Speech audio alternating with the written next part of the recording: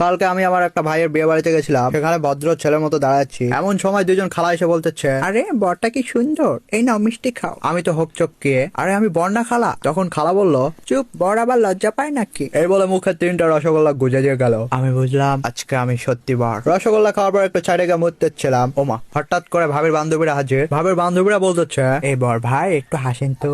আমি হাসলাম, কিন্তু দাঁতে ধনে পাতা আটকানো, কি একটা অবস্থা। একটা বান্ধবী ফিস ফিস করে বলল, বর ভাই মনে হয় রান্না চুরি করে এসেছে।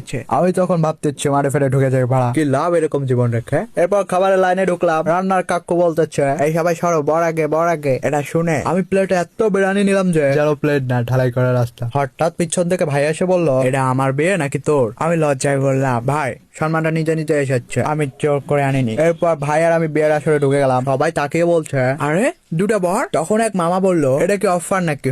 একটা ফ্রি একটা। কিন্তু খালারা বলছে, না না এটাই আমাদের বর। শেষে আমি মাইক নিয়ে বললাম, আজকে আমি বিয়ে করিনি ঠিক, কিন্তু বরের সম্মান পুরোটাই ভোগ করে গেলাম। উফ, কালকে কি জোয়ার একটা ছিল রে ভাই। এইরকম যদি আরো ভিডিও চান কমেন্টে জানাবেন। আজকে এ পর্যন্ত, বাই বাই।